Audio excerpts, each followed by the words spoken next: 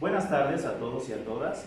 A nombre de la Secretaría de Cultura de Michoacán, de Michoacán, Tarascoro y del colectivo Necotlán, les damos la bienvenida a esta segunda conferencia de las Jornadas por la Educación en sus procesos, perspectivas y estructuras, que se lleva a cabo en la Casa Taller Alfredo Salza. A continuación vamos a tener la presentación de la conferencia La Educación Mesoamericana Precortesiana, impartida por el licenciado en Historia Hugo Rojas Cortés, que es nacido en Morelia, Michoacán, licenciado en Historia por la Universidad Michoacana de San Nicolás de Hidalgo, y desarrolla temas de historia social y de la cultura en los siglos XVI y XVII, así como pueblos originarios, principalmente tarascos y mexicas, en la época precolombina, y el contacto cortesiano. También estudios sobre los agustinos y franciscanos, y temas de urbanidad en el siglo XVI, e historia de las mujeres morelianas en el siglo XX. Tienen publicado un artículo llamado El papel de las mujeres morelianas en el Porfiriato, de 1900 a 1915, en el Boletín Informativo de Difusión e Investigación del Museo del Estado en el año 2015. Asimismo, participa en la asociación feminista llamado Caracoles Identitas, y es miembro activo del grupo de historiadores llamado Michoacán Tarascoro. Bueno, le damos la palabra. Gracias Saúl, buenas tardes a todas y a todos. Se está haciendo una memoria digital, pues por eso estamos así haciendo este proceso de entrar y salir. Agradezco a todos los que nos ven en redes sociales y bueno, vamos a iniciar con un tema que ya había trabajado yo hace mucho tiempo, bueno, no tanto, desde el año pasado en la Facultad de Medicina me solicitaron un tema sobre parteras. Entonces, pues sí, empezamos a hablar de medicina, ¿no? Incluso estuvo presente nuestro colega y amigo, el señor Carlos, ¿no? Entonces, fuimos a dar estas conferencias, ¿no? Nos solicitaron dos, y se quedó un tema que quiero abordar el día de hoy, que es sobre la educación, ¿no? Eso por un lado. Después pasó el tiempo y me invitaron al congreso de cronistas, que fue en Pátzcuaro hace como más o menos como 3 meses, y hablé igual de las parteras y de la cultura mexica, y hablé de este códice que tenemos a nuestras espaldas. Es el códice mendocino, ¿sí? Este códice, si hablamos de educación, tenemos que partir de tres dimensiones. Obviamente el historiador desde el presente va a preguntarse hacia el pasado, ¿sí? Entonces, por ejemplo, los tópicos que vamos a ver en este códice y que partimos de nuestra realidad concreta, es decir, desde el presente, es desde la familia, un tópico. Número 2 va a ser de la educación, a dónde llevaban a los niños y niñas. Y número 3, la religión. Creo yo que esos 3 enlaces o esos conceptos o categorías son importantísimos para poder saber en toda sociedad, en cualquier tiempo, qué es lo que está sucediendo. Entonces, partiendo de esa realidad, y agradezco mucho a una profesora que me dio la idea, ¿verdad? Este domingo pasado, ¿sí? Entonces me dio esos 3 tópicos que son importantísimos. Bueno, en el caso de la historia vamos a hablar de 2 culturas, sobre la, obviamente, mexica tenochca y la tarasca o purépecha, ¿sí? Entonces voy a iniciar con la cuestión de los mexicas. ¿Por qué los mexicas? Porque es importantísimo saber, y está más documentado, los mexica tenochca es lo más documentado que hay. De hecho, antes de iniciar, se me estaba pasando, me acordé igual que el maestro. Quiero hablar de 3 ediciones de la SEP en el siglo XX que son importantísimas, y yo creo que los maestros que están aquí presentes van a saber de qué estoy hablando. Miren, en los años 40, bueno, de hecho en 1944, se editó la Biblioteca Enciclopédica Popular por la SEP. Esa biblioteca, yo tengo en mi humilde biblioteca, tengo un ejemplar de esta. Entonces, ¿qué quiero decir? Que la SEP hacía estos cuadernillos que costaban de los 25 centavos de la época. Eso se me hizo muy interesante. Entonces, también se les daba esos documentos a los maestros rurales. de la época, ¿sí? Se lo mandaban, ¿para qué? Vamos a decir, educar a las zonas rurales. Entonces se utilizaban mucho esos manuales. Y número 2, CEP 70. La colección de CEP 70, obviamente lo dice, en los años 70, esa colección es muy importante. ¿Por qué? Porque ahí esa edición es gratuita, era para todos. Si nosotros vemos algunas solapas o contraportadas de esas ediciones, podemos ver que dice Biblioteca CEP, distribución gratuita. Fíjense cómo va pasando el tiempo y la CEP vuelve a editar. También está CEP 80, que es una edición, obviamente, siguiendo esta vertiente de educación, pero ojo, la diferencia de la biblioteca enciclopédica es que era de divulgación, ¿sale? Una cuestión de divulgación. En cambio, los CEP 70 eran tesis del Colegio de México, ¿sí? Entonces se publicaron documentos muy importantes ahí. Y por último, en los 80 existe una edición de, por ejemplo, de la Secretaría de Cultura, Ediciones El Caballito, ¿no? Y el Consejo Nacional de Fomento Educativo, que se generó la Biblioteca Pedagógica. Y dice lo siguiente, que consiste en apoyar y superar, y que se superen a los maestros, o que se superen los maestros, para el mejor cumplimiento de su responsabilidad de educar. Eso define ese libro. Me parece muy interesante. ¿Por qué? Porque esos libros, si algunos libreros los tienen, es para la educación de los nahuas. Por ejemplo, hay uno de educación de los nahuas, la educación antigua. O sea, se empieza a explicar desde el pasado la educación. Entonces esta conferencia, o este simple diálogo, esta simple plática, vamos hacia allá. Bueno, retomo la idea. Entonces, este códice es el códice mendocino o Mendoza.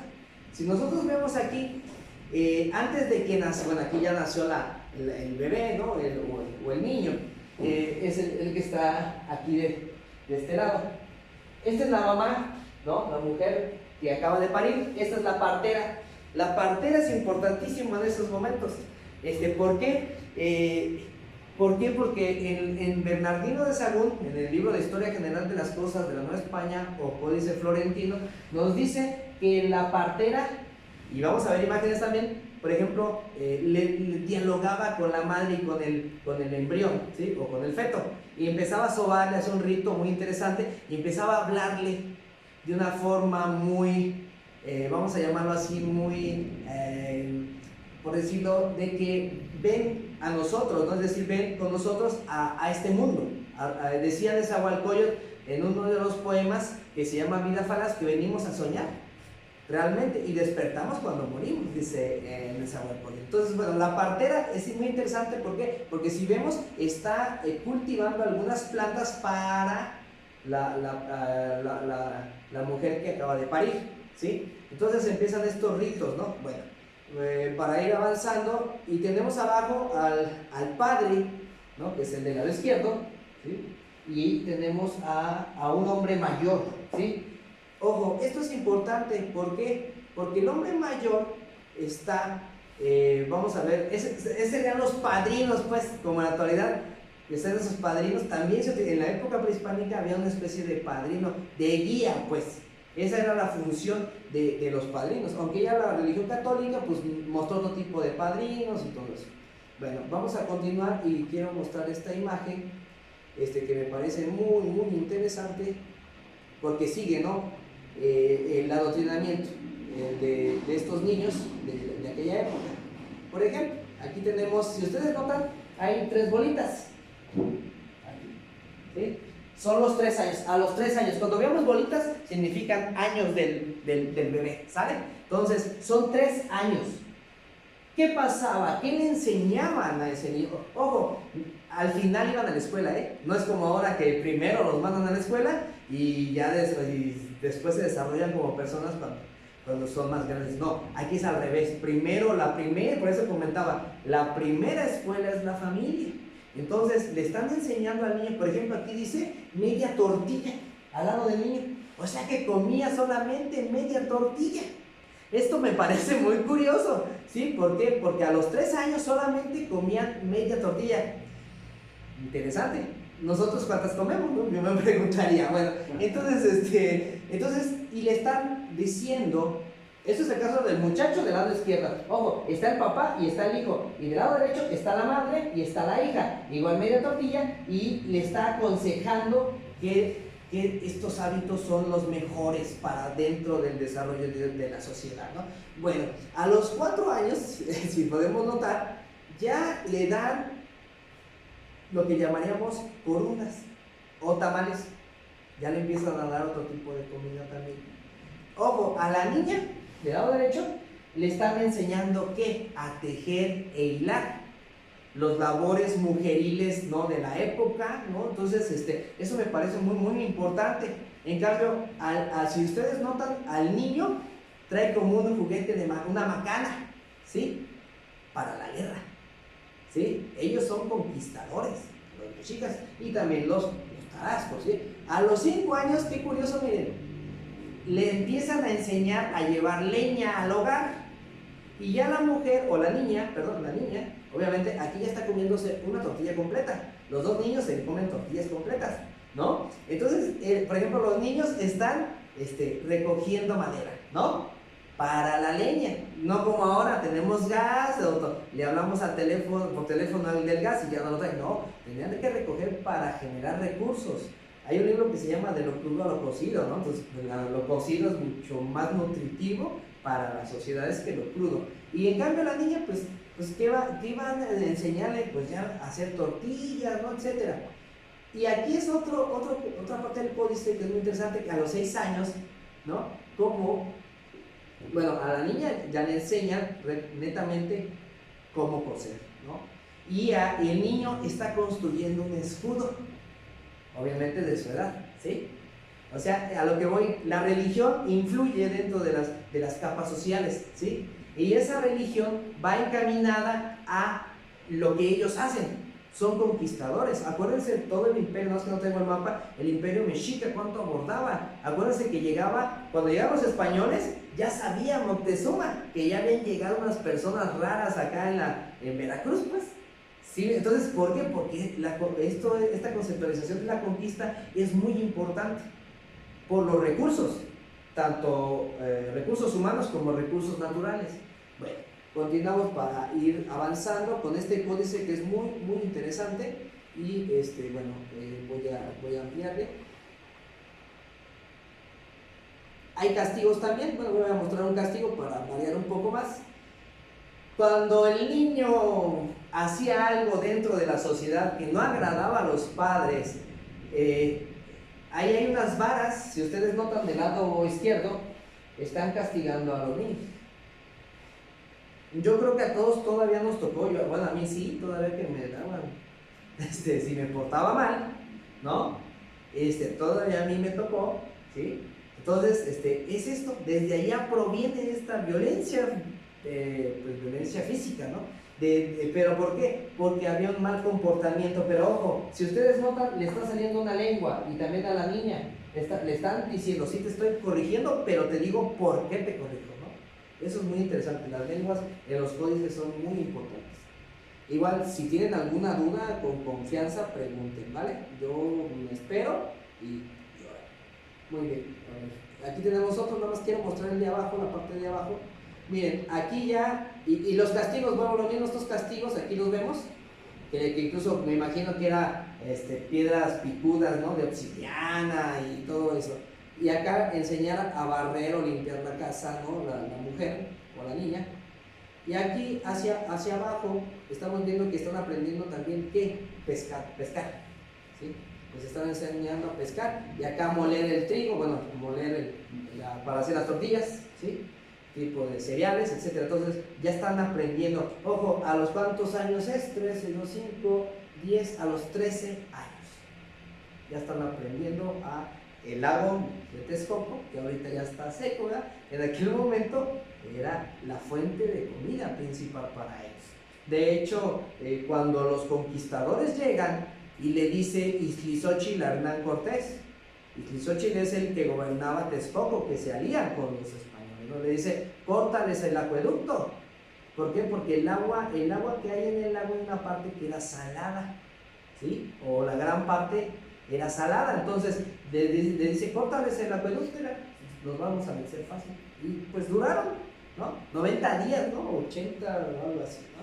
Bueno, si nosotros vemos, aquí están enseñándolo a pescar, miren esa red interesante que me recuerda a estos pescadores cuando vamos a la isla de Janitzia, ¿no? Que están haciendo su rito, más o menos así. Ella ya está haciendo telares, ¿no? O tipo telar, ropa telar, aquí en esta imagen. Entonces, ¿y esos a los cuántos años? A los 14 años, ¿no? Entonces, bueno, lo que voy es eso que nos muestra las situaciones. Bueno, vamos ahora a esto, el fin del ciclo.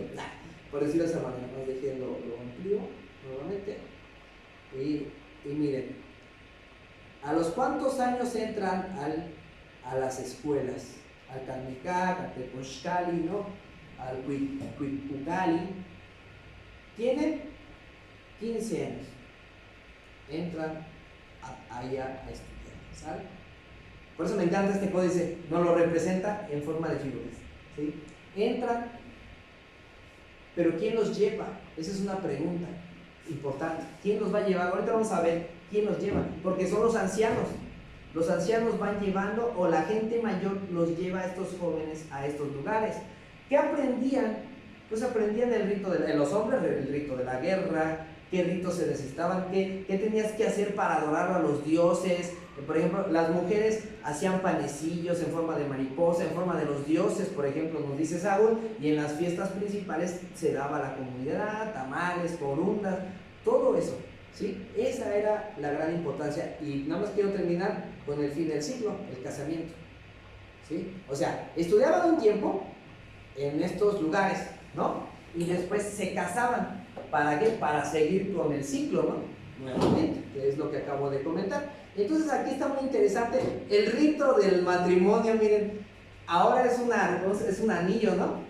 O se ponen una cadenita, ¿no? Cuando están hincados, todo. Y antes, ¿cómo eran? Miren, se ve bien curioso la imagen. Amarraban las ropas, y era el rito. Ojo, antes de eso, cargaban a la futura esposa. Si ustedes ven, está maquillada. Por eso se ve así media rara, ¿verdad? Está maquillada y van peregrinando de la casa de la novia a la casa del esposo. Y adentro, si nosotros vemos pues pasos, estos pasos, o sea, que van peregrinando y están arriba de un metate, ¿sí? Y el rito es, pues, el consejo, ¿no? Los más ancianos están hablando cómo debe de ser su matrimonio. El caso de los tarascos es muy curioso. ¿Por qué? Porque si nosotros leemos la Revolución de Michoacán, dice que si, por ejemplo, si el hombre era encontrado pues, teniendo relaciones sexuales ilícitamente, pues un amante, él no era castigado, por ejemplo, se le perdonaba. Pero en cambio la mujer, no, o sea, la primera o segunda vez o hasta tercera vez había un castigo muy severo, ¿sí? A tal grado que las apedreaban, ¿sí? Eso era algo muy, muy fuerte. El caso, la Relación de Michoacán nos dice el repudio, hay un capítulo que se llama el repudio. Entonces ahí es muy, muy interesante. No sé si tengan alguna duda, yo quiero interactuar un poco con ustedes. Alguna duda, preguntas referente a lo tarasco, perdón, referente a lo mexica. Quiero mostrarles, miren, aquí está la imagen donde van por ellos los sacerdotes. No se ve muy bien porque es el códice florentino, pero este es el Calmecac, ¿sí? Entonces miren, están rapados de un lugar, de este lado, de las sienes, y están llevándose a los niños al Calmecac a enseñarlos, ¿sí? Ojo, había una escuela para los sacerdotes o los dirigentes, o tlatoanis, etcétera, estas figuras, y había otra para los más iguales, ¿no? Y aquí también, con respeto lo digo para todos los purépechistas, pero pues purépecha en el diccionario de Gilberti nos dice que es más igual. Entonces ahí hay que revisar eso en conceptualización, que ahorita lo vamos a revisar un poquito. Bueno, aquí tenemos lo que les comentaba de la partera. Cuando ella iba y sobaba, le hablaba al niño y a la esposa o a la mujer embarazada. Entonces ella igual tocaba cómo venía el niño, ¿sí? O sea, cómo sentía al niño, y decía, bueno, vamos a hacer que acomodártelo. De hecho, muchas parteras todavía de principios del siglo XX hacían esos mismos ritos. Yo creo que algunas actuales tal vez sí lo hagan, pero igual le hablaban de una forma muy amigable tanto a la madre como al niño o la niña, ¿no? O al bebé, pues, o al embrión, pues, como queramos decir. Bueno, aquí tenemos otra. Aquí se me hace muy interesante esta imagen, porque parece ser que hay un problema, ¿sí? Es decir, si nosotros vemos la imagen, no sé si será más o menos, está ella agarrando o apretando esta parte de aquí entre el seno y el estómago y está como acomodando el feto, ¿sí? La partera, ¿sí? Por eso se me hace curioso que la mano esté así como que y haciéndole de una forma, pues sobando pues de una manera muy peculiar, que a mí me parece que es ¿cómo se llama? Una situación pues peligrosa, ¿no? Para la madre, ¿no? Que también había diosas, si fallecían, también había diosas, ¿no?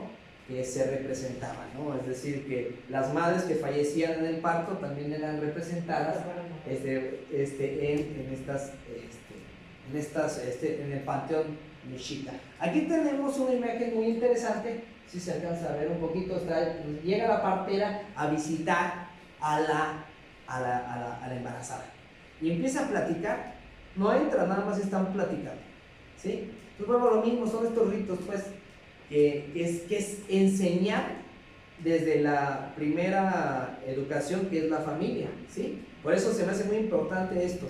Bueno, vamos a ir ya casi cerrando, y aquí tenemos, pues, bueno, lo mismo, aquí ya nació, ¿no? el bebé, y está la partera hablando con todos, bueno, con las mujeres, a veces la madre y su madre, o sea, la abuela, y está el bebé aquí abajo, y aquí tenemos a la partera platicando, ¿sí? Está platicando, ahí está el bebé, en una especie de cuna, mini cuna. Entonces, ahí podemos ver esta situación, ¿no? De cómo está aconsejando cómo debe transmitir los valores, ¿no? La partera es muy importante, es la primera maestra. Aquí tenemos, esto es importante, es que se ve muy chiquito, vamos a ampliarlo un poquito. Aquí es cuando le ponen un nombre al bebé, ¿sale? Esto me parece muy interesante, ¿por qué? Porque los ancianos, o los que tienen el conocimiento, si nosotros vemos, es un libro de conocimiento y está el Dios. ¿Quién es ese Dios? Huitzilopochtli, ¿sí? Está él rigiendo el mundo, el Sesol es Huitzilopochtli, está rigiendo el mundo, la realidad, y le está diciendo, por ejemplo, si nosotros vemos el calendario mexica, cada día tiene un nombre distinto. Por ejemplo, la Malinche es Malinali, nació en un día que se llamó Malinali, ¿sí? Igual, ella, ¿qué significa que es entonces? Macehual, ¿sí? Ella es Macehual, por eso tiene ese nombre. En cambio, Moctezuma, por ejemplo, o Cuauhtémoc, o Cuauhtémoczin, ellos ya no tienen ese mismos nombres que los macehuales, eso es importante, ¿sí? Y Malinali, ¿por qué? La pregunta es, ¿por qué se unió Hernán Cortés? Porque quería poder, ¿no? Esta mujer que ganó y le dieron una encomienda, eso es importante, le dieron su encomienda. Entonces, bueno, retomando la idea, aquí tenemos esta imagen en la cual está esta persona, pues le están asignando el nombre, ¿no? ¿Qué le toca? Entonces, eso es importante también dentro de la cultura mexica de México. Bueno, ahora, sí, digamos. Sí, para que no se me olvide, eres tan amable en decir de dónde viene el antecedente del símbolo del sol, de dónde llegó bueno. el antecedente. Ajá. Bueno, sí, es importante. Este sol obviamente es occidental, ¿sabes? El Códice Florentino, es decir, el libro que todos o algunos hemos conocido como Historia General de las Cosas de la Nueva España, que es de Bernardino de Sahagún. Entonces, el Códice Florentino viene en imágenes, y obviamente que quien lo hizo, pues obviamente fueron indígenas, pero ya con una conceptualización occidental. Por eso ese sol se ve muy occidental, ¿sale? Pero el dios Huitzilopochtli es el dios del fuego, Y el dios del fuego es el dios del sol, es el dios solar, ¿sí? Entonces, eso es importantísimo, porque ¿quién da la vida? El sol. Entonces, en el caso de los mexicas y también tarascos, se hacen los sacrificios, ¿para qué? Para que el ciclo continúe, es decir, que exista el día y la noche, ¿sí? Pero obviamente, estoy de acuerdo con usted, ese sol es occidental, pero representa al dios del cielo. Sin pretender hacer un monólogo, en cuanto a los mexicas, lo tenían, lo adoraban en abstracto, o hay alguna representación de parte para los mexicas. Sí, hay representaciones de los dioses. Por ejemplo, si nosotros leemos a Sagún, los primeros libros nos dice que hacían panes o figuras hechas de maguey o de troncos, y los hacían pequeñitos. O el caso de aquí de los cristos de caña, que es lo que quedó, ¿no? Es católico, pero se hacían de Escuricael, de Xaratanga, de Peraguaperi. Entonces se hacían los dioses pequeñitos de madera y se iban y se dejaban en las casas. Como ahora, ¿no? Que son los católicos, o sea, es lo mismo, pero en aquel momento eran figuras pequeñitas. Se hacían los ritos, obviamente, de sacrificios y todo en las plazas públicas, y después, se hacían comilonas, tamales, pozole. Bueno, el pozole, ustedes saben que el pozole pues es carne humana, ¿no? O sea, ¿no? Antropofagia, todo esto, ¿no? Pero después el español llega y lo cambia, mete el cerdo, mete otros animales para, está bueno el pozole, ¿no? Pero hay que cambiar, ¿no? Entonces, pero sí, retomando la idea, se representan con pequeñas figurillas de madera, ¿sí? O sea, así pequeñitas, y se repartían en las casas. Entonces, el sol representa pues al dios Huitzilopochtli. Hay mitos en los cuales dice que, por ejemplo, Coyosauti, la diosa de la luna, quiere matar a Coatlicue, ¿no? Que significa nuestra madre, ¿no? ¿A quién nos escucha? Pues a la Virgen de Guadalupe, ¿no? A Tonantzin, ¿no? Pero bueno, entonces Coatlicue está siendo perseguida por los 500 sureños, se le llama, es decir, son las 500 estrellas conocidas de aquel momento, y está comandado por Coyosauti, y le dice, y está embarazada, qué ironía, ¿no? Y es algo que se asemeja con lo católico, ¿no? María embarazada de un dios, ¿no? Y acá Coatlicue con un dios. Entonces él le decía, tranquila, tú nada más huye, no, que no te mate, ¿no? Huye, y ya él, cuando nace adulto, y con su macana destruye a todos. Por eso, si usted se acuerda del disco de la diosa Coyosauti, o de la diosa de la luna, está descuartizado, porque representa ese mito. Bueno, me desvié demasiado, pero gracias por el comentario y espero que haya funcionado la explicación. Bueno, ahora vamos a los tarascos. No traigo imágenes, voy a ser sincero, el internet ahora sí ha estado fallando aquí en mi casa, no sé qué pasa, disculpen, pero bueno, traigo estas imágenes de libros, o sea, los libros originales, digitalizados. Ahora voy a pasar, pero aún así traje mis libros de mi biblioteca para hablar de la parte de los tarascos. ¿Qué pasaba acá? Desgraciadamente la relación de Michoacán no es un texto tan etnográfico como Sagún o como los autores mendocinos, ¿sí? Que acabo de mostrar. No es así, desgraciadamente, ¿verdad? Desgraciadamente. También porque se perdió la primera parte de la relación de Michoacán, ¿sí? Entonces, la primera parte se supone que venía la cuestión de lo religioso o los dioses, y ahí nos hubiéramos dado cuenta de muchas cosas. ¿Sí me explico? Que desgraciadamente no las tenemos, pero, sin embargo, tenemos diccionarios que hicieron los franciscanos. ¿Vale? Entonces voy a tomar algunas palabras para poder entender que también había estas instituciones como el Calmecac, Tepochcali, que acabo de mencionar. Voy a abrir aquí en el diccionario, que espero que los libreros, ustedes que están aquí, tengan este libro. Yo creo que lo han de vender. Es un libro padrísimo, es el diccionario que sacó la edición de Corona Núñez. Es barato, es un diccionario barato, y este sí es de FIMAX. El FIMAX es un poco más caro, es el arte de la lengua de Michoacán, igual de Matulino Gilberti, es un poco más caro pero bueno, yo me traje el baratito, porque es un regalo, ¿no? Me lo salvaron de que se estaba mojando, de hecho que se mojaba.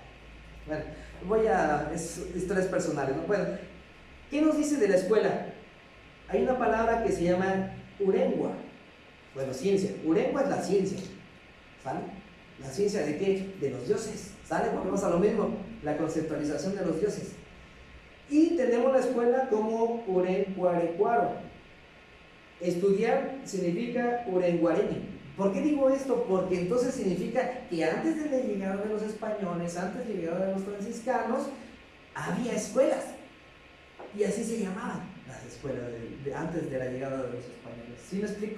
Por eso están aquí en este diccionario, porque trascendieron el tiempo y lo veían los franciscanos. Entonces por eso lo anotaban. Entonces me parece muy interesante esta definición de escuela. Ahora bien, si ustedes se acuerdan que les dije que llevaban a los niños y a los jóvenes al Tepochcali o al Calmecac, yo encontré en el arte de la lengua de Michoacán, que es distinto al diccionario, en el arte hay más palabras, o el arte es primero que el diccionario de Gilberti, ¿sale? Entonces en el arte hay palabras que ya en el diccionario ya también, ¿sí? Entonces voy a ir a una página en específico que me agrada mucho y esperemos un día seguir estudiando esto. Por ejemplo, existe una casa de muchachos. ¿Se acuerdan que puse la imagen donde entraban los muchachos en el Códice Florentino? Y dice casa de muchachos y es Ubachao, ¿sí?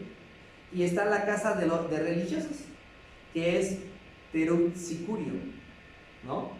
Y un monasterio, bueno, concepto occidental, pero a lo mejor nos puede dar luces de que ahí estaban estudiando cierto momento de su vida los jóvenes y después salían. Es decir, ¿qué es un monasterio?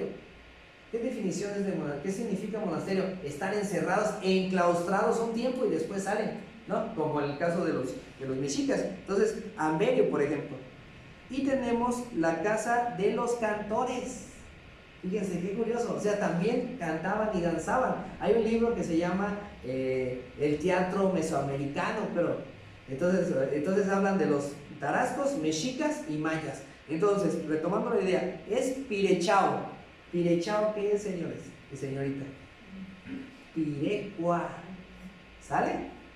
De ahí proviene la palabra pirecua, de Pirechao, que es casa de cantores. Entonces las pirecuas, obviamente, en nuestra actualidad, pues son canciones, ¿no?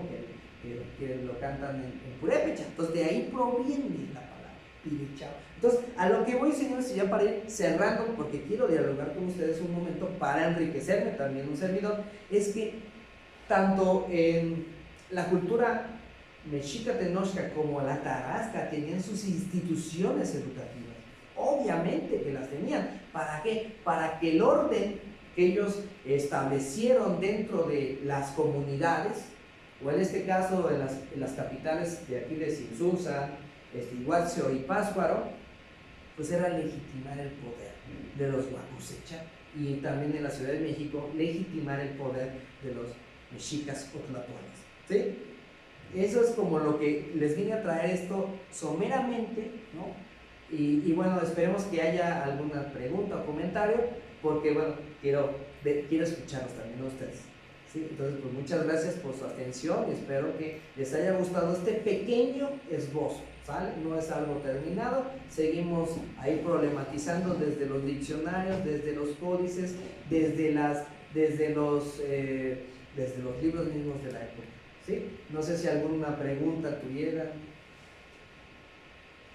algún comentario.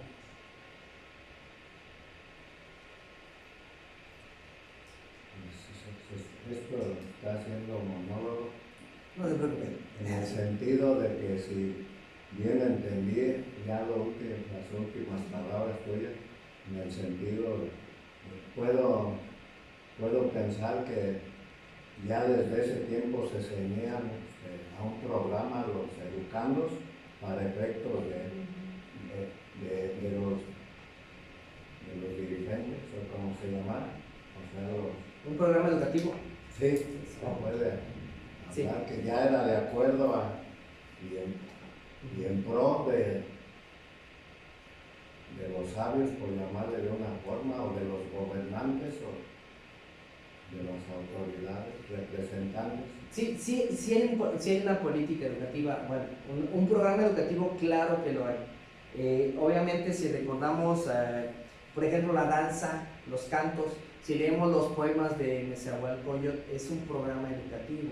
Sí, es decir, los dirigentes van a pensar de esta manera, es decir, ideología, ¿no? Y los más iguales van a pensar, como vimos ahorita, les enseñaban a trabajar en el arte no sé, de ser pescadores, de ser carpinteros, de ser olleros, de ser hacían ollas, ¿no? Que trabajaban la obsidiana, etcétera, ¿no? Hacían armas pulsocortantes, ¿no? Entonces, si hay un programa de un orden, pues es representar un orden social y que ese orden sea inimaginable, que continúe así. ¿Quién rompió eso? Los españoles. Sí, lo rompieron. Toda esa ideología, ¿no? O estas ideas, o sea, ideología en el sentido de esas ideas, ese sistema de ideas, ¿saben? No ideología de que actúa, no, el sistema de ideas. Este sistema de ideas representa un estado de cosas, un statu quo, ¿no? Entonces ese estado de cosas no puede ser manipulado ni nada. Y lo vemos en los poemas de Nezahualcóyotl, en la relación de Michoacán, en estos códices. Llegan los españoles, rompen todo, rompen ese orden, pero crean otro. Y los indígenas representan eso otro de su manera de vivir. Como lo que dije, las figuritas, ¿no? De madera, etc. De maguey, por ejemplo, se hace de maguey también. Entonces, eso es muy importante. ¿Para qué?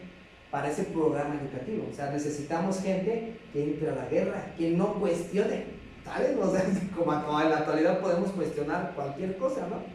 En aquel momento no se cuestionaba nada. Hasta que llegó el español y cuestionó. ¿Sí me explico? Él cuestiona y muchos indígenas por eso se sumaron con ellos. Las caltecas, azcapotzalcos, texcocanos, o sea, no solamente fueron tlaxcaltecas, ¿no?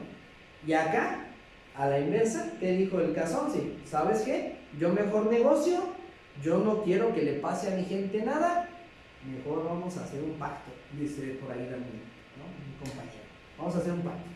Sí, pero van cambiando las autoridades, ¿no? Hasta que llega Nuño Beltrán de Guzmán y asesina a Cazón, porque ya era una figura que era insostenible, porque tenía sus pueblos tributarios. ¿Sí me explico? De hecho, ahí la narración es muy concreta, entonces por eso se elimina la figura del Cazón, ¿no? En 1530. Entonces, ese programa educativo se rompe con la conceptualización religiosa occidental. ¿Sí? Y es una política educativa, pues claro. ¿Por qué? Porque necesitamos que el imperio, pues es un imperio, son imperios, tanto el Tarasco como el Mexica, son imperios, ¿eh? O sea, tienen territorios y están sometiendo a otros pueblos. Que falta hacer esa historia de esos pueblos también, de los otomíes, de los pirindas, de los matlacincas, en el caso de Michoacán, de los nahuas de la costa, que se está intentando, pues, pero pues hay muy poca información. Y lo único que tenemos pues, es la relación de Michoacán y lo que dicen los tarascos, ¿no? Técnicamente, ese es el problema. Y acá el centro de México lo mismo, nada más Mexica, Tenochca y Texcoco más o menos se salvó, pero no hay grandes, las fuentes, bueno, hay fuentes para entender las sociedades prehispánicas como las relaciones geográficas. O algunos textos como el padre Ramírez, un jesuita de aquí de Pátzcuaro, que era jesuita, y escribe que posiblemente podría ser la primera parte de la relación de Michoacán, pero no sabemos, realmente no, hasta que encontremos, si es que lo encontramos, ¿no? Que es esa parte religiosa y poder entender ese programa educativo más a completo. ¿Por qué? Porque solamente mostré unas palabras, pero al final no sabemos el funcionamiento. Hay una tesina aquí en la Facultad de Historia, pero fue en los 90s, creo que ya hay otros estudios que superan esa tesina, ¿no? Al final. Pero sí, de que existe un programa, sí, pero es religioso y del estado de cosas de la sociedad en turno, sí, para sometimiento de los demás. ¿Alguna otra pregunta? Pues la exposición del Códice Mendoza o mendocino nos deja con la idea de que la educación de los aztecas sería como una educación al interior de la familia. Sabemos que históricamente tienen dos grandes instituciones, una donde se preparan los que van a gobernar, los que van a dirigir, los nobles, los herederos del poder político, se puede decir, y otra donde se cultivan pues la gente del pueblo, se puede decir. Pero ya cuando pasaste a la cuestión de la educación de los tarascos, máximo que ya no hubo esa ilustración, como que mencionaste que también tenían unas instituciones parecidas, ¿no? Más o menos entendí que equivalentes a ese famoso Calmecac y Tepuzcali o algo así. Pero, más que nada, más que encontrar semejanzas entre ambas formas de educar a la gente, los aztecas y los tarascos, que constituyeron en lo global los imperios, pues ahí más bien me interesaría saber qué diferencias había entre el tipo de educación que recibían los aztecas y el que recibían los tarascos. Si aparte de la educación que nace con la partera y con las primeras instrucciones que para la vida le va dando a la mujer que se ha aliviado, y la formación de un niño que progresivamente va recibiendo una educación que le va a permitir insertarse en las actividades cotidianas de su comunidad o de su familia. Pero más allá de eso, ¿qué diferencias habría entre la educación de los aztecas y la educación de los tarascos? Si es que hay alguna diferencia, ¿cuáles peculiaridades nos podemos llevar el día de hoy para hablar con propiedad cuando hablemos de la educación de cada uno de esos imperios? Porque sí es muy interesante, y es obvio que la educación se ha ido transformando desde aquellas épocas remotas hasta la actualidad, pues no con muchísimas variantes, pero sí con ciertas variantes que le van dando una dimensión histórica a la educación. Pero entonces a mí me interesaría cuáles son las diferencias rotundas entre una forma de educar, tanto en la familia como en las instituciones, si las hubo. Y también qué tipo de institución era, si es que se sabe, el Tepuzcali o el Calmecac o Calmeca, qué tipo de institución era, cómo iban los niños, los adolescentes, había grupos, era una educación individualizada, eran muy grandes aquellas escuelas o eran pequeñas, en fin, una serie de detalles que a lo mejor no se tiene conocimiento de ello, pero hasta el límite posible de ese conocimiento histórico, pues sí, como que nos gustaría saber qué pasó ahí, ¿no? Para ya cuando no estemos en este recinto, decir, bueno, ya aprendí esto, y como que nos quede claro qué pasó en el terreno educativo, y más o menos incluso, también si está el dato, de qué temporalidad estamos hablando. Claro. Si la inmediatamente anterior a la conquista, o si ya tenían siglos o decenios o milenios practicando ese tipo de educación, o si las culturas de esos imperios eran relativamente recientes cuando llegaron los españoles.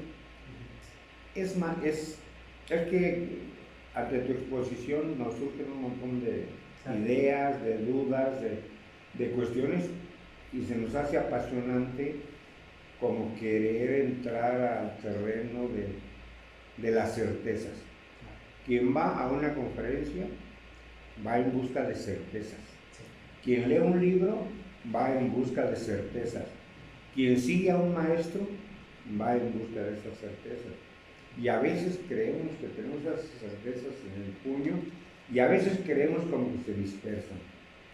Entonces ayúdanos a encontrarnos en ese sentido y a que tengamos lo más concretito posible eso, porque además tengo el propósito de hacer tres intervenciones para el programa Libris, de 5 minutos cada una, relacionado con este programa educativo cultural que empezó con la charla que di ayer y que va a continuar hasta el día viernes. Me interesa que esto tenga difusión, que se divulgue y que vaya más allá de este recinto. Sí.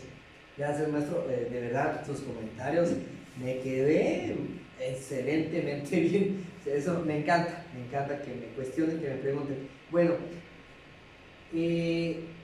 para el caso de estas diferencias, si hablamos de congruencias vamos a hablarlo Foucaultianamente, ¿vale? Foucault tiene un concepto o dos conceptos que dice continuidades y discontinuidades. Y la historia, lo más fácil es las continuidades, ¿no? Estamos de acuerdo, siempre en la historia y en todo, en cualquier lugar, las continuidades. Ahora vamos a las discontinuidades, ¿no? Que es el cuestionamiento que me parece excelente y le agradezco sus comentarios. El caso de los tarascos, existe una figura que es el primero que enseña y dice la relación de Michoacán, llamado Petamuti o Petamuti. Él enseña a todos la historia del pueblo. Empieza el caso de los tarascos, empieza él a narrar la historia. En una de las primeras láminas, desgraciadamente no las traje, una disculpa, ¿verdad? En las primeras láminas él está con todo el pueblo, con los carpinteros, con los olleros, ahí están distribuidos y él está dando la historia, está generando, es el maestro supremo, ¿vale? El Petamuti, en el caso de los tarascos. Eso es una diferencia para mí importante con lo que pasa acá en el centro, ¿sí? ¿Por qué? Porque no existe esa figura, no se ve, porque como bien dije, los llevan al Calmecat y ahí están los sacerdotes, y ahí están los religiosos, y están, o en el caso de las mujeres, están las mujeres, sacerdotisas, ¿sí? Y acá esa figura del Petamuti o Petamuti es muy importante, porque es la doctrina a todos. Después considero yo, y eso es la similitud, por eso comentaba esto, de que existía un Calmecat y un Tepochcal Calmecat, ¿sí? Eso es por eso, pero el Petamuti para mí es la primera diferencia, ¿sale? La temporalidad pues, es el posclásico tardío, de 1250 a 1521, cuando estas culturas van configurándose, que son las que llegaron al final, ¿no? Ya habían desaparecido Teotihuacán, los toltecas y todas esas grandes culturas, y llegan al final, y incluso los otomíes tuvieron un mapa del siglo XIX, los otomíes abarcaban muchísimo, desde Querétaro hasta acá, hasta Michoacán, la zona oriente, y todo, para el siglo XIX, ¿eh? Entonces, a lo que voy es que en el posclásico también llegan estas migraciones, tanto tarascos como mexicas, ¿no? Entonces, es esa última parte de 1250 a 1521, cuando llega el contacto con los españoles. Entonces, la figura de Petamuti creo que es muy importante para saber ya cómo era dentro de las escuelas. Pues ya es muy complicado qué tipo de enseñanza había. Yo considero, y usted me acordó de Motolinía. Él tiene hay un texto, un libro muy interesante que editó Joaquín García Escalbalceta, la primera edición de Motolinía, ¿no? Que ahí hay un debate de los memoriales y todo esto, ¿no?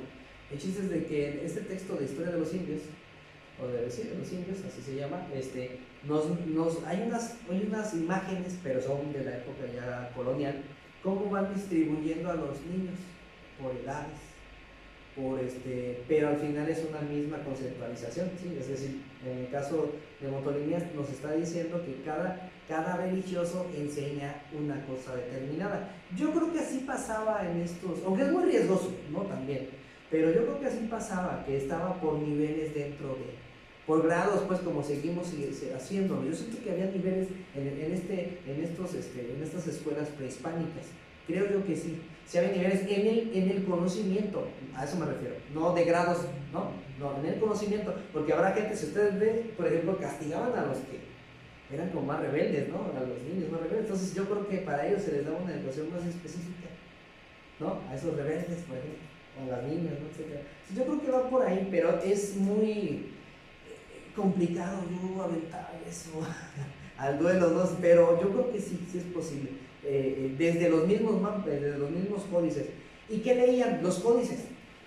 Los códices son los libros de los indígenas, ¿sí? Entonces, si nosotros vemos, aquí está el códice de este sacerdote. Está mostrando, mira, aquí dice esto, y le vamos a nombrar de esta manera. Son los códices, los que se enseñaban dentro de las escuelas. Ya que llegaron los españoles y que destruyeron los códices, y después se reconstruyeron otros en el siglo XVI, eso es otra cosa. Pero existieron siempre códices y se les enseñaba desde los códices. O también la memoria oral. El caso del Petamuti es muy importante porque él les cuenta su historia desde la oralidad. Historia oral. Eso también es importante. Una historia oral. No escrita. Y si es escrita es para ciertos elementos, ¿no? Como astronomía y cosas también que son parte de la ciencia, ¿no? Y de la educación.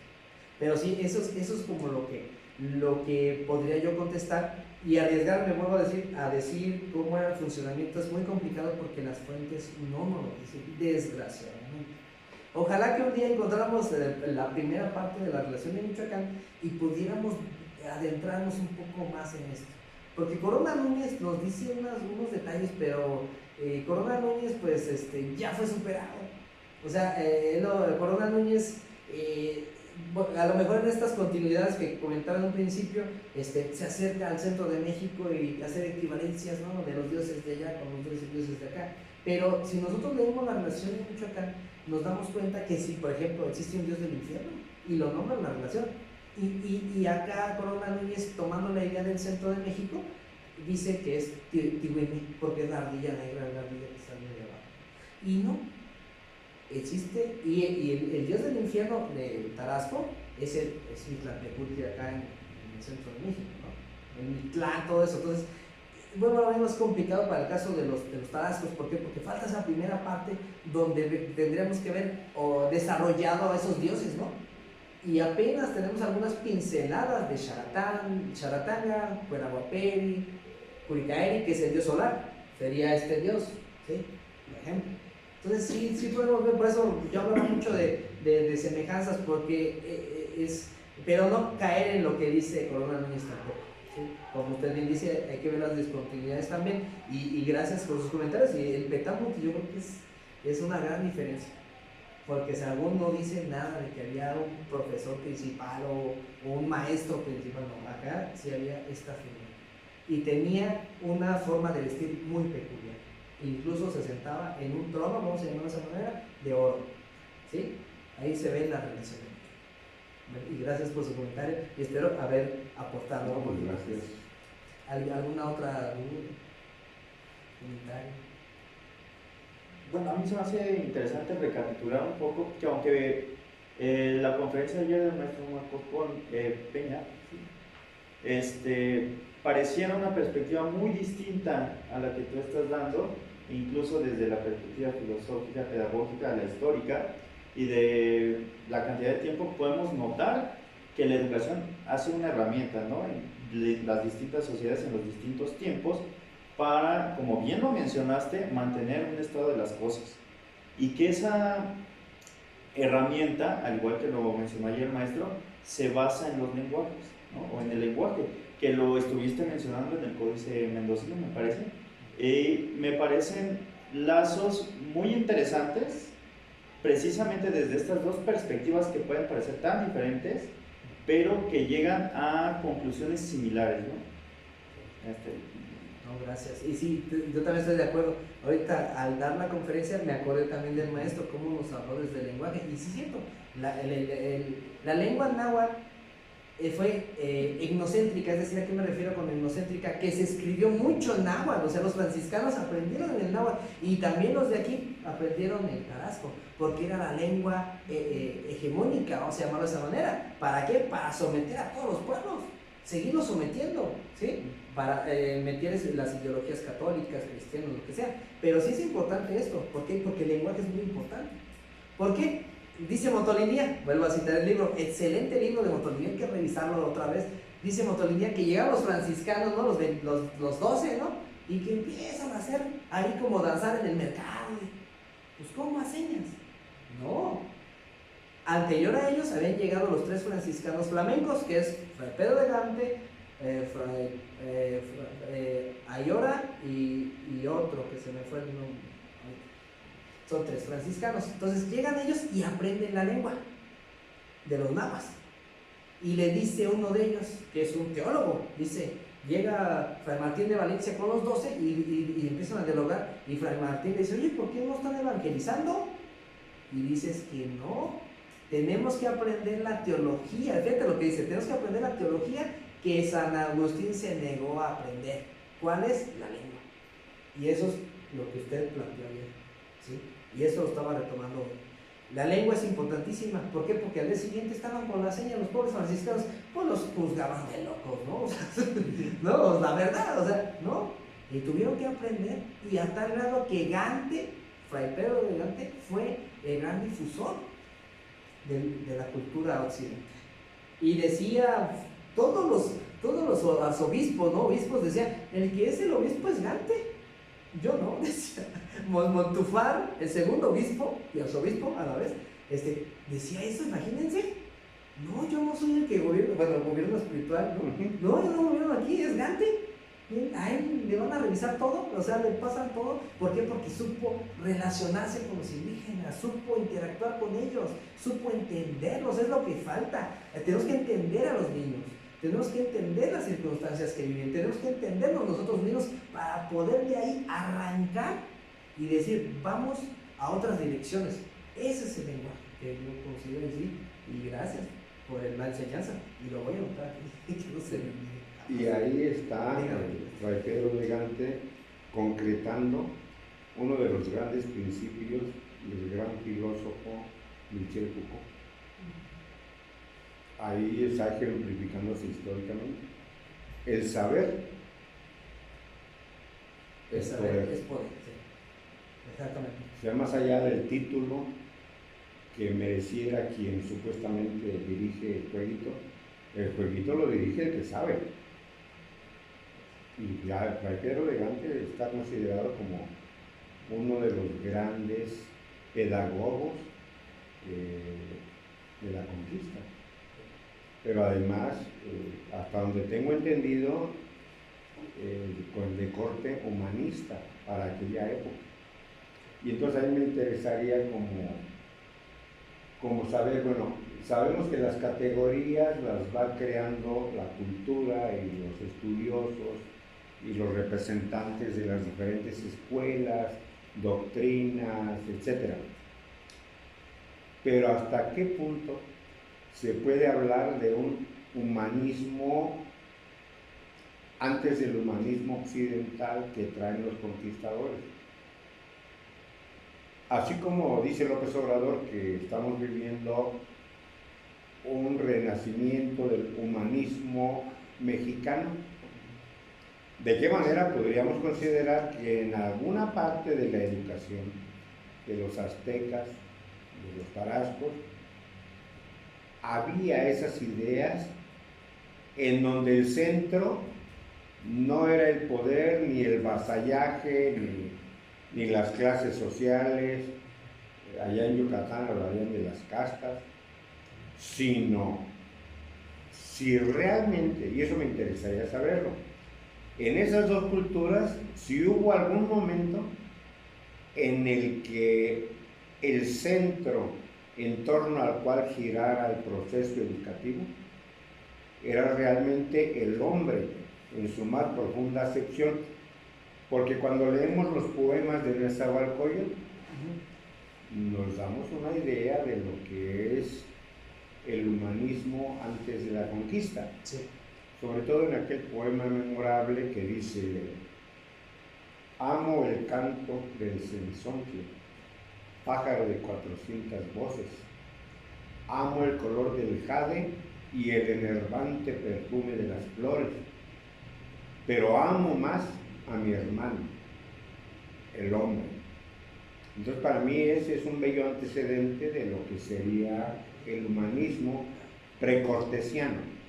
Y entonces me interesaría saber si hay, de alguna manera, impulsada como institución en esas instituciones educativas, o como parte de algunos rituales de esos dos grandes imperios, algo en el que no solo se veneren a los dioses, sino en el que el ser humano, a lo mejor me estoy acelerando un poco, ¿no? Porque sabemos incluso que en Occidente esa visión de humanismo surge en el Renacimiento, y el Renacimiento se da prácticamente coincidente con la conquista. Y entonces, a lo mejor, tanto Fray Pedro de Gante como Motolinía, como Bartolomé de las Casas, etc., vienen construyendo lo que sería el humanismo en el Nuevo Mundo. Pero yo siempre digo, bueno, ante la simple o la complejísima construcción de una cultura, en este caso las culturas mesoamericanas, ¿había o no había ese acento en el ser humano de parte de la educación? O los seres humanos estaban definitivamente anulados y como avasallados por los dioses? Si eso nos lo trajeron los españoles, o ya existía el germen, o no existía, o qué pasaba en relación a eso, ¿no? Eso para mí se me hace fabuloso, que pudiéramos encontrar alguna explicación, alguna luz que nos permita descubrirnos a nosotros mismos en nuestros antecedentes precortesianos, pues de qué talante era la filosofía con respecto a la naturaleza del ser humano, en coexistencia o avasallado por los dioses. Eso da lugar a muchas elucubraciones, pero también si se tuviera algún registro, yo pienso que a partir de leer todas esas literaturas que nos fueron dejando todos esos personajes, a lo mejor encontramos algún punto en donde digamos, ah caray, aquí hay un indicio de esa mirada de los naturales de la Nueva España hacia el ser humano, porque para mí son reveladoras las palabras del Nezahualcóyotl. Sí. No, excelente comentario, maestro, me hizo anotar muchas cosas y que voy a tratar de dar un pequeño acercamiento, ¿vale? Existen los cantares mexicanos. Este texto es muy interesante, que se tradujo a principios del siglo XX del náhuatl al español, o una parte, y después León Portilla hizo una edición preciosa, creo que son 3 tomos, no me acuerdo, o entre 3 y 5, no me acuerdo. Estos cantares mexicanos, ahí vienen estos poemas, igual de Nezahualcóyotl. Hay personajes o autores que los tradujeron del náhuatl al español, como Ángel María Garibay, sacerdote, y León Portilla, que era su pupilo, ¿no?, intelectual. Entonces ellos empezaron a traducir, ¿sí?, a traducir los textos náhuatl. ¿Por qué? Porque, y un poco más atrás, ¿no?, Seller, hay un autor que se apellida Seller, un alemán, que tiene un texto sobre el caso de Michoacán, que se llama así, Los Antiguos Michoacanos, y que apenas en una edición del 2000 se hizo en español, ¿no?, o sea, en una versión de la Revolución de Michoacán preciosa. Entonces a lo que voy es que para mí existen esos documentos, ¿no?, ya traducidos, pero hay muchos más, maestro, que no se han traducido en esos cantares mexicanos, que ya se tradujeron una parte, pero faltan otra. Aquí el gran problema, creo yo, que es a posterior a la conquista, ¿sale? O sea, es a la plena colonización, plena adaptación de ese mundo novohispano, y se construyen esos cantares mexicanos. Es el gran problema que yo veo. O sea, el poema de Nezahualcóyotl, yo no puedo saber si sí es el que realmente dijo o no él. ¿Sí me explico? ¿Por qué? Porque fue escrito o reescrito ya en el siglo XVI. Ese es el gran detalle que yo vería. Suponiendo que fuera Nezahualcóyotl 100%, y que podíamos construir esta filosofía náhuatl, ¿no?, este libro tan precioso, ¿no?, me parece de León Portilla. Entonces sí podemos decir, sí existen los dioses, ¿no?, pero también están enfocándose en la centralidad que es el ser humano, ¿no? Pero vuelvo a lo mismo, el problema es ver las fuentes, cuándo se construyeron, cuándo se hicieron. Ese es el debate que yo pondré en la mesa nada más, pero sí, de que hay una filosofía dentro de estas dos grandes culturas e imperios que son, sí la hay. El problema es que se llega aquí Fray Martín de la Coruña en 1525 y destruye todo, echa todos los códices ahí en el lago. Lo destruyó todo, ídolos, todo se lo echó ahí. Que ya no hay lago, ¿verdad? Pero pues ya no sobrevivió el papel, o sea, porque eran hechos de tipo pergamino, ¿sí? Tipo pergamino de árboles muy especiales, ¿no? Como cedros, ¿no? Etcétera. Se trataba el papel de una manera muy peculiar en la época prehispánica, ¿no? Entonces, ese es el gran problema, que llegaron algunos, destruyeron. El caso de los mayas es curioso porque Lambda primero destruye, incluso está, primero destruye y ya después reconstruye. Dice, no, tenemos que conocerlos para poder adoctrinarlos. Claro. Es lo que hace Sagún. O sea, es todos estos, por eso no destruyeron todo en el centro de México. Y aquí falta la primera parte de la relación que se perdió. Yo siento que ha de haber ahí unos detallitos de antropofagia y todo esto, ¿no? O sea, entonces por eso a lo mejor lo quitamos, ¿no? O sea, lo quitamos. Entonces, pero sí, tiene toda la relación. Retomando la idea, los poemas siento yo que se cantaban en la casa, mostré el nombre, en el Cuicluy, algo así se llama. O sea, eran 3 casas ahí en la zona de México. Era Calmecac, Tepozcali y el Cuica, lo nombré, ahorita lo busco. Pero ahí estaba, incluso aquí lo dije, la casa de los cantores. O sea, los poemas eran cantados. Utilizaban la danza, utilizaban el teatro, esas grandes musas, ¿no? Griegas, vamos a ponerlo de esa manera, y los utilizaban acá, en ese sentido, ¿sí? Eran cantados, considero yo, y hacían ritos, danzas. Por eso se hacía en momentos muy específicos y en fiestas muy específicas.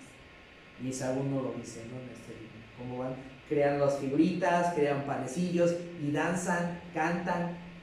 Y para mí son esos poemas de los cantares mexicanos. Quiero arriesgarme que sí son esos y es de Nezahualcóyotl mismo. También, ojo, porque ahí le dejo la pregunta, ¿por qué sobrevivió los poemas de Nezahualcóyotl? Porque los texcocanos fueron aliados de los españoles. Ahí la dejo. Por eso. Si no, hubieran destruido todo. Como lo viene. Y Lambda quiso, Lambda acá con la zona maya, dice, ay, no. Y está esta pintura aquí en la biblioteca pública de la universidad, pues ahí está. Cómo destruye todo y al final, no, hay que hacernos otra vez los códices. Porque necesitamos saber cómo los vamos a adoctrinar. No esas señas, como lo pretendían. Y Fray Martín de Valencia, que fue el primer gran inquisidor de aquí, pues también fueron los inquisidores, ¿no? Estos franciscanos, no todo fue bonito, ¿verdad? Entonces, él nunca aprendió la lengua. Y se basaban en Gante, los primeros franciscanos, en motolinía. De hecho, por eso motolinía tiene ese nombre, ¿no? Entonces, se basaban en eso, de los franciscanos que se aprendieron la lengua. Por ejemplo, el caso de aquí de Michoacán es Martín Mujica, y en este caso también, pues, Jerónimo de Alcalá, el autor de la relación, aprendió, si no, ¿cómo ibas a interactuar con la gente que te está dando la información? Están dando la historia oral. Y a lo mejor hubiera sido genial, me pongo a imaginar, tal vez se lo cantaron, Claro. ¿no? Tal vez se lo cantaron esos poemas, tal vez le cantaron esas gestas, ¿no? ¿Por qué? Porque la introducción que hace, se me fue el autor, la relación que editó el Fondo de Cultura, se me fue el autor, que tiene el libro La Conquista Divina de Michoacán, se me fue el nombre, pero ese libro es muy interesante. En ese libro, no me acuerdo el autor, él dice en la introducción, que hace la edición del 2002, me parece, es una edición muy económica, dice que podemos decir que la relación de Michoacán es como, lo asemeja como a la Biblia, como los poemas de Gilgamesh, hace ese tipo de reflexiones. Y sí es cierto, está hecho de una forma poética y lírica. Existe la poética y narrativa, y todos los elementos literarios están en la relación. Y ahí les dejo una tarea. La primera frase que pone Alcalá, Jerónimo de Alcalá, es una frase aristotélica.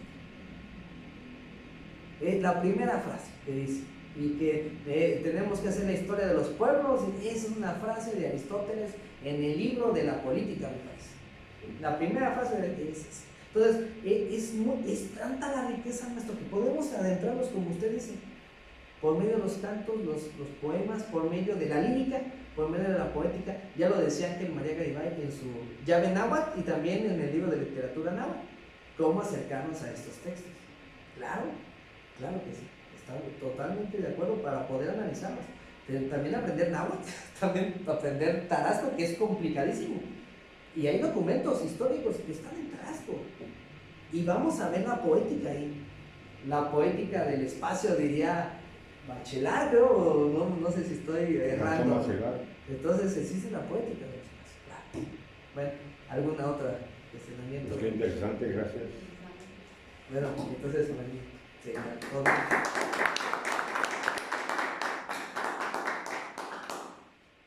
Bueno, agradecemos a Hugo por su muy interesante participación, a los y las asistentes, y procedemos a entregar su constancia.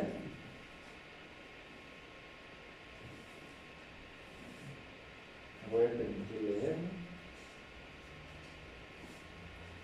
Dice: Secretaría de Cultura de Michoacán, Tarascuaro, Colectivo Necotlán, a través de la Casa Taller Alfredo Salce, otorgan la constancia a Hugo Rojas Cortés por haber impartido la ponencia de la educación mesoamericana precortesina dentro de las actividades de la Jornada de la Educación 2024, de educación en sus procesos, perspectivas y estructuras, llevada a cabo del 26 al 30 de agosto del 2024. Y firma Ricardo Carvajal como coordinador de Michoacán Tarascuaro y Saúl López Bautista como coordinador de Necotlán. Gracias. Y le damos sus libros de entrega. Eso es todo. Gracias, mi hermano. Gracias. Mi hermano, ojalá que les haya gustado esta conferencia. Creo que es muy aportativa y agradezco las preguntas. Yo me enriquezco muchísimo más. De verdad. Gracias. Gracias a todos. Gracias. Vamos a la siguiente actividad. Sí, el día de mañana va a estar la maestra Ana Yunuen va a ser teoría del conocimiento en la escuela, en la prepa internacional, ahí a unos cuartos pasos de la soterraña. Va a hablar sobre, desde las matemáticas, cómo se aplica. ¿No va a ser aquí? Sí, va a ser aquí, no, sí, pero va a hablar de la prepa de ahí, de la internacional se llama. Ajá. Sí, entonces va a ser aquí, sí, todo va a ser aquí. No me asuste, ¿verdad? Entonces va a ser aquí, va a venir la maestra y vamos a ver las matemáticas, cómo se aplican ahí en esa escuela. Y vamos a ver la experiencia que nos pueda dar la maestra. Muchas gracias. Y aplausos a ustedes. Gracias. Sí, no, ustedes.